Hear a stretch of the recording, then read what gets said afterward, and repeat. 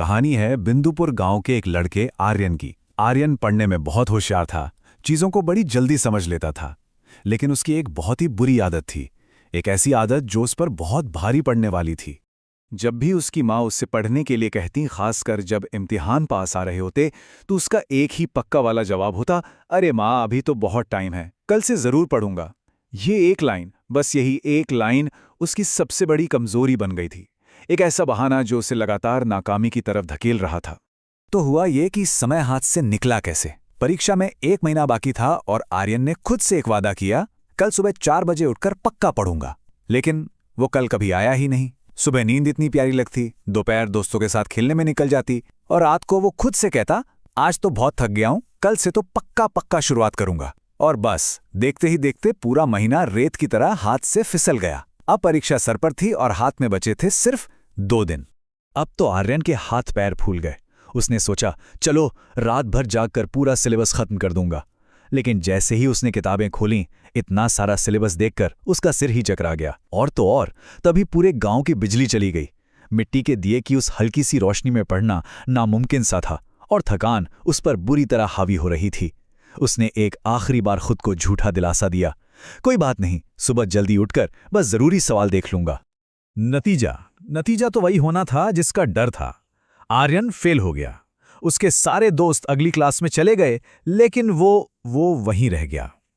अपने माँ बाप की आंखों में निराशा देखकर उसे जो शर्मिंदगी महसूस हुई, वो शायद किसी भी फेल होने वाले दर्द से कहीं ज्यादा बड़ी थी।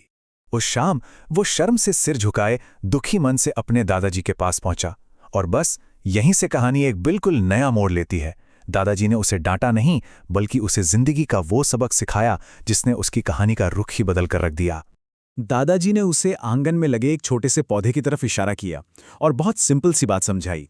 उन्होंने कहा, बेटा, ये जो ज्ञान है ना, ये बिल्कुल इस पौधे की तरह है। अगर हम इसे रोज थोड़ा थोड़ा पानी ना दें और सोचें कि महीने के आखिर में एक साथ 10 बाल्टी पानी डाल देंगे तो क्या होगा? पौधा तो सूख जाएगा ना। ज्ञान को भी रोज थोड़ी थोड़ी मेहनत का पानी चाहिए होता है। तो फिर इस ज्ञान के पौधे को उगाएं कैसे? दादाजी ने 2 आसान से नियम बताएं। पहला, रोज पानी देना, मतलब हर दिन लगातार थोड़ी थोड़ी कोशिश करना। दूसरा, ये समझना कि ये पौधा धीरे धीरे बड़ा होगा। ज्ञान एक रात में रटने से नहीं, धीरे धीरे मजबूत होता है। जब हम इन दोनों नियमों को मानते हैं, तभी हमें एक अच्छी फसल मिलती है, यानी सच्ची सफलता। और सच कहूं तो यही इस पूरी कहानी का निचोड़ है।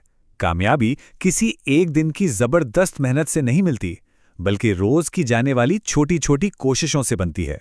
ये सोच में एक बहुत बड़ा बदलाव है। एक रात में सब कुछ करने वाली मानसिकता से हटकर हर दिन कुछ करने की आदत बनाने का। दादाजी के बातों ने ना आर्यन को जैसे अंदर से हिला दिया। उसने उसी दिन ये फैसला कर लिया कि अब और नहीं, अब वो कल का इंतजार नहीं करेगा। ये उसकी जिंदगी में एक नई सुबह थी, एक असली बदलाव की शुरुआत। तो आर्यन ने सबसे पहला काम क्या किया? उसने अपने कमरे की दीवार पर एक बड़ा सा चार्ट लगाया और उस पर मोटे मोटे अक्षरों में लिखा, कल कभी नहीं आता, जो है वही आज है। ये लाइन उसके लिए रोज की एक याद दिलाने वाली चीज बन गई, एक ऐसा मंत्र जो उसे हर दिन अपने लक्ष्य पर फोकस रखता था। आर्यन की आदतें तो जैसे पूरी तरह बदल ही गईं। जहां पहले वो कहता था कल से शुरू करूंगा, अब उसका मंत्र था, आज का काम अभी खत्म करना है। पढ़ाई जो कभी उसे एक बोझ लगती थी, अब उसकी आदत बन चुकी थी। उसने हर काम को उसी दिन खत्म करने का नियम बना लिया। तो इस बदलाव का, इस आज में जीने की ताकत का आखिर नतीजा क्या निकला?